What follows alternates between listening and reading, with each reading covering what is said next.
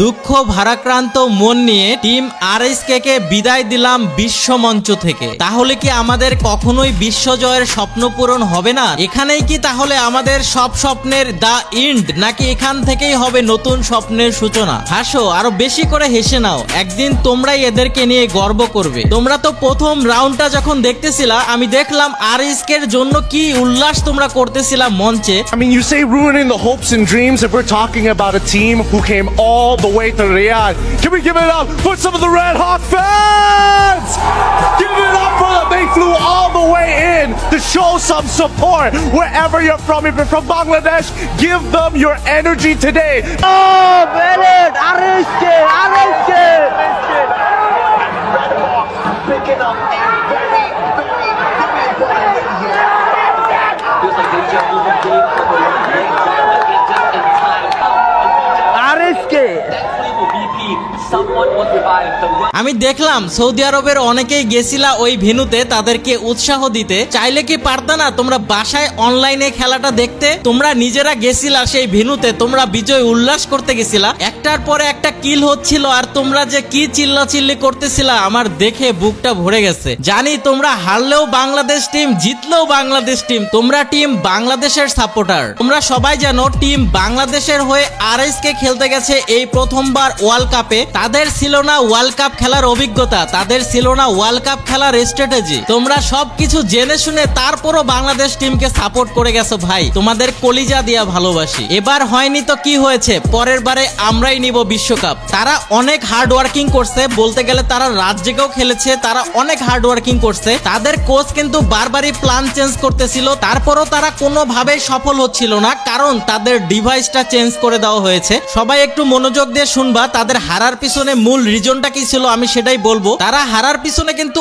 অনেকগুলা রিজন আছে, তার মধ্যে মেইন যে রিজনটা সেটা হচ্ছে ডিভাইস চেঞ্জ। তোমরা সবাই জানো টুর্নামেন্টের মধ্যে তাদের সবাইকে দেওয়া হয়েছিল অ্যান্ড্রয়েড ডিভাইস, বাট আরএসকে কিন্তু অ্যান্ড্রয়েড ডিভাইসে খেলে অভ্যস্ত না। তোমরা সবাই জানো এফএফডিসি টুর্নামেন্টে আরএসকে চ্যাম্পিয়ন হয়েছিল, তারা কি ডিভাইসে খেলেছিল? আরএসকে ফ্লিকার খেলেছিল আসুস রক 7 ফোনে, এই ফোনে ভালো স্নাইপিং করা যায়, আর বাকিরা খেলেছিল আইফোনে। তো তারা কিন্তু অ্যান্ড্রয়েড ডিভাইসে কখনোই খেলে অভ্যস্ত না, তো হুট করে তাদেরকে অ্যান্ড্রয়েড ডিভাইস দিয়ে দিয়েছে একদিন আগে। তারা কিন্তু একদিনের প্র্যাকটিসে কখনোই একটা ফোন চেঞ্জ করে দিলে তুমি নিজেও কিন্তু খেলতে পারবা না। তো এইটাই ছিল তাদের মূল রিজন তাদের হারার পিছনে। আরো যদি ধরতে যায় তাদের এসির পাওয়ার বাড়ানো ছিল, তারা ওই ওয়েদারটাকে কন্ট্রোল করতে পারে নাই, আর তারা অনেকটাই নার্ভাস ছিল, কারণ সবারই স্বপ্ন ছিল তারা বিশ্বকাপ জয় করবে, আর তাদের এই স্বপ্ন, সবার স্বপ্ন তাদের মাথার উপরে কেমন যেন একটা ভার হয়ে গেছিল, আর এই জন্যই তারা অনেক নার্ভাস ফিল করছে, তারা ইজিলি খেলতে পারে নাই। আর অন্যান্য টিমের এক্সপিরিয়েন্স 4-5 বছরের এক্সপিরিয়েন্স আছে, তারা অনেকবার ওয়ার্ল্ড কাপ খেলছে, তাদের অভিজ্ঞতা অনেক বেশি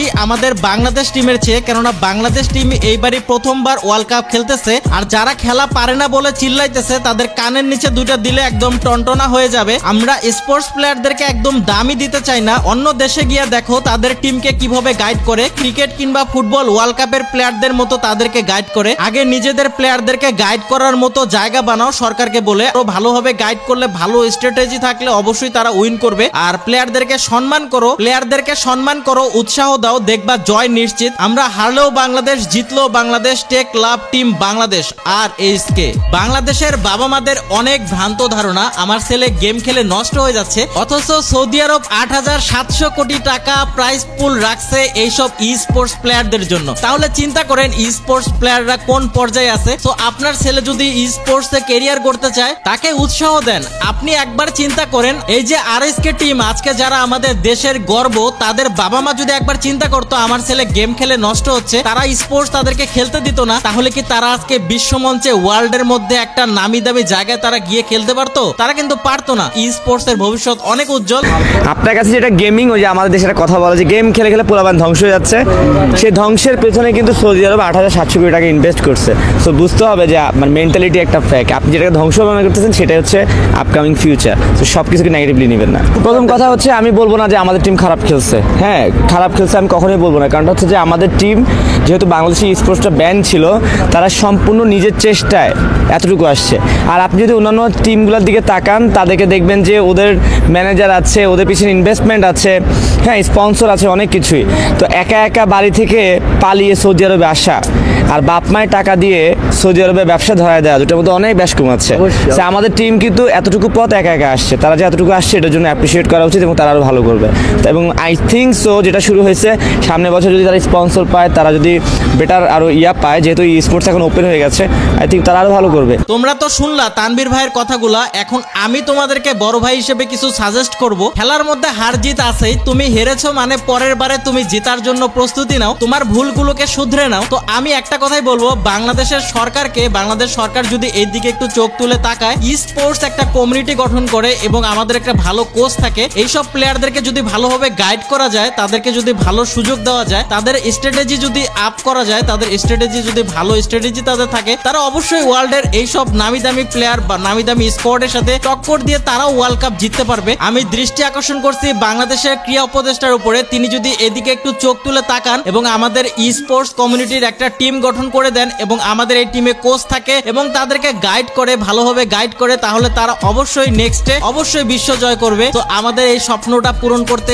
আপনি আমাদের পাশে থাকবেন এবং আমাদের দেশের সবাইকে বলবো, তোমরা সবাই কিন্তু অবশ্যই বাংলাদেশের হয়ে যারা ওয়ার্ল্ড কাপ খেলতে যাবে তাদেরকে উৎসাহ দিবা। তোমরা যদি তাদেরকে উৎসাহ না দাও, তাদেরকে যদি তোমরা সাপোর্ট না করো, তাহলে তারা কিভাবে জয়ী হবে বলো? তো অবশ্যই তোমরা সাপোর্ট দিবা। হারলেও বাংলাদেশ, জিতলেও বাংলাদেশ। এই বলে আজকের ভিডিও এখানেই শেষ করতেছি। সবাই ভালো থাকো, সুস্থ থাকো, আবার দেখা হবে নতুন কোনো ভিডিওতে। টিল দেন, আল্লাহ হাফেজ guys, tata and bye by.